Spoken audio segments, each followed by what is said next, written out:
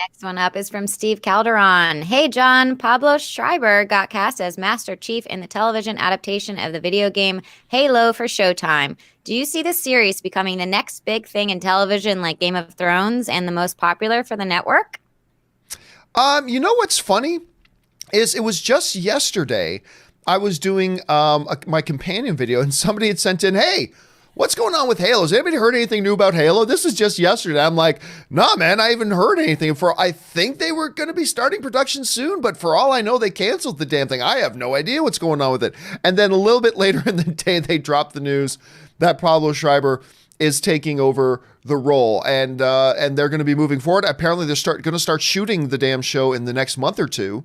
So that's something for us to keep our eyes on. This Halo is a project. Look, I've said this before. I'll say it again. It's a project that's coming 5, 6, 7 years too late. I mean, this is a project that should have happened either on the big screen or the little screen 7, 8 years ago. So they did miss an opportunity, but that doesn't mean that no opportunity still exists for them to do something like that. I think Pablo's a pretty decent little actor, to be honest with you. Now, there's going to be a lot of questions that people are going to have, particularly hardcore fans of Halo. Is he going to keep the helmet on? I doubt it, but will he?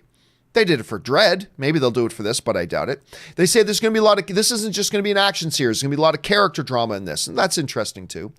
A lot of people got excited initially that Steven Spielberg's producing it. Well, Steven Spielberg's really not involved with it. His production company, Amblin Entertainment, is involved, but he's not the showrunner. He's not even one of the main producers of it. He's got other producers that work for him at Amblin that are going to be some of the producers on the film. So there's a lot of things. But there's a couple of interesting things to note here about this particular news, Pablo joining Halo. First of all, Pablo has recently starred in things like, he's the Irish dude in American Gods. I think he's great in that.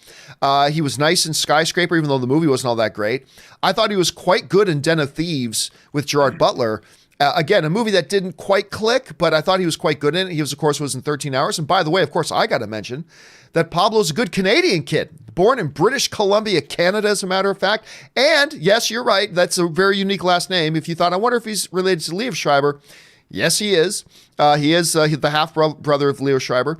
Now, Kyle Killen is going to be the showrunner of this thing. And he was the creator and showrunner of a really cool little show. I've talked about it a couple times here called Awake, that had Jason Isaac. The basic premise of the show I thought was brilliant, but it only lasted one season. A guy gets into a car crash with his wife and his kid. When he wakes up, his kid is dead, but his wife survived. Now, when he goes to sleep at night and wakes up, he's in a different reality where his kid survived, but his wife is dead. And then he goes to sleep and wakes up in the other reality, and it goes back and forth.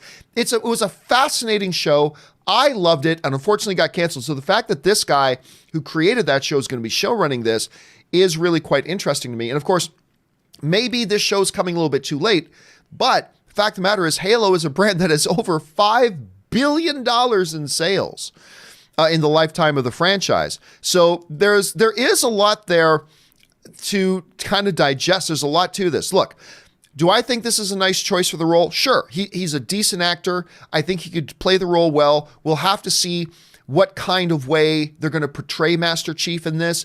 How are they going to use him? Is it going to be helmet on, helmet off? Everybody's going to have different opinions. But Rob, you heard about this whole thing. What do you think about it? Well, again, I think you're right about the whole idea that it's a little past its time. I really liked him on American Gods. He was great. He was a lot of fun. But I just think that, again, anything can be good if it's well written and well produced, well directed. I think he's a great lead for the show.